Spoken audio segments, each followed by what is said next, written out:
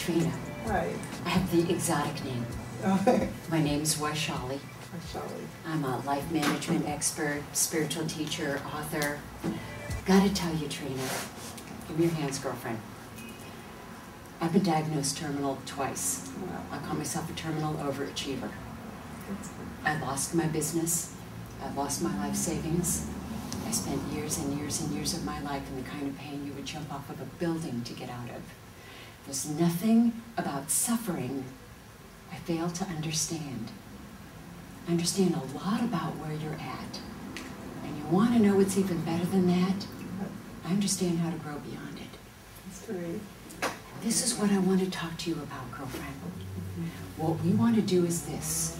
When you're in pain, when you've got this medical diagnosis that you've been labeled with, you've got divorce, you've got bankruptcy, you've got this limitation that you're wading through, what happens with your mind, with your perspective, is that it gets very tunnel visioned. It gets very myopic. And what I'm suggesting is this, girlfriend. What we need to do is we need to stand way back.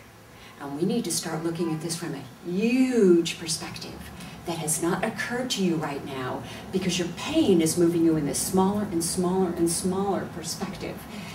This is what I want to talk to you about, my love. What does it mean to be a successful human being?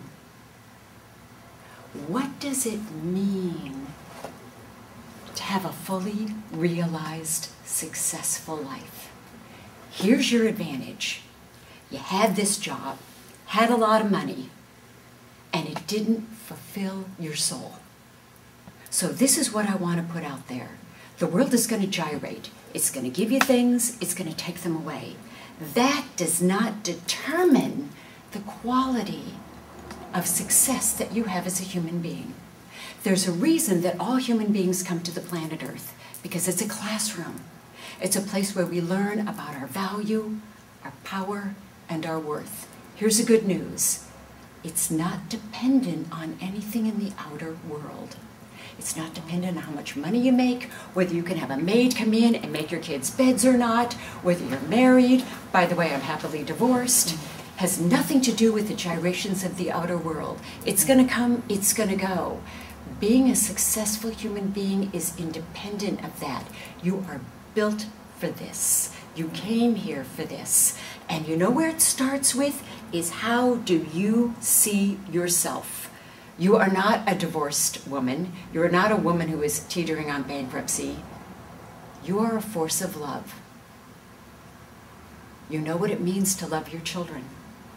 You know what it means to be engaged in life in a way where you love your service. One of the things I heard you talk about was, you know, I'm focusing on selling the shoes, whether it's blue, whether it's red, I'm not saving the world. Let me tell you something. You know what the word spirit means? It means life. It means life. When you show up and you connect to people and you talk to them and you engage with them in a way that is life-affirming, it's life-honest, you are serving a higher spiritual purpose. Look at how many people don't do that. Dick Cheney's easy. We can put him on the table. How egregious is that? Certainly don't want to go hunting with him.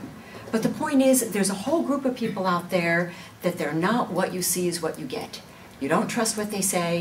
You don't trust their service. You don't trust who they are. You got to walk around them. You got to second guess them. That's not what you bring to the planet, Trina. You're a force of love. You're a beacon of honesty. You're a beacon of devotion. You're a beacon of loyalty, and you're not owning that. You're not claiming that, and you're not getting the comfort and the empowerment from the realization of that.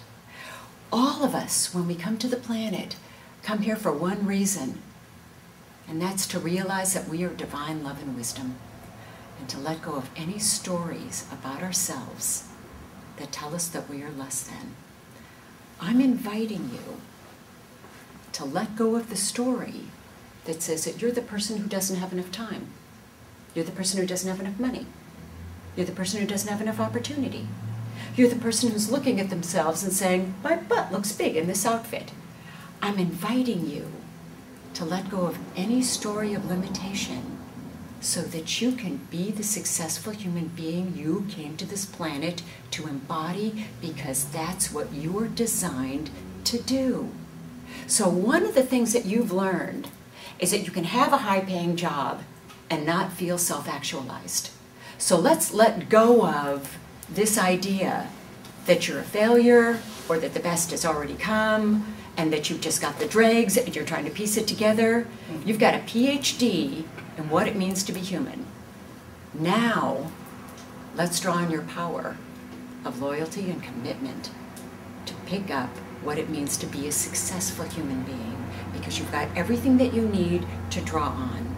Here's something I want you to put on your heart. I want you to put this on your heart, and when you're looking at your kids, because you love them and you care about them, I want them to act as a homeopathic remedy for you and to bring out what I want you to lay on your heart. You are a force of love. You don't have love, you are it. And no one and no thing on this planet has the power to change that. Not your job status, not your medical diagnosis, not your dress size. You are a force of love. Answer me this, Trina. When was love never treasured and adored? Are you seeing yourself as treasured and adored? No.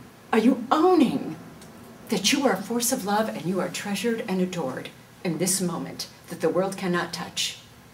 When you look at your kids, do you see them as treasured and adored? How are you going to model that for them if you don't own it?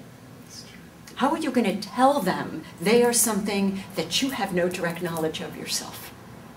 You know what? It's time for you to say that my life career is to be a successful human being. I'm going to start it right now by owning that I am treasured and I am adored. Here's the other thing I want to lay on you. This is a spiritual truth. You are a force of divine love. You know what that means? Take a deep breath, Trina. Everything that happens is working for you. Everything about is working. It's bringing you enlightenment. It's evolving your soul's unfoldment. This is one of the spiritual truths. Divine love and wisdom runs everything. It's not the chaotic mess it appears to be. Divine love and wisdom only lets what evolves your soul, what has the evolutionary seed in it, for you to expand, to touch your life. So if it didn't bring you something that opens up the successful human being in you, divine love and wisdom wouldn't let it touch your life. You've forgotten that. Right. It's time to take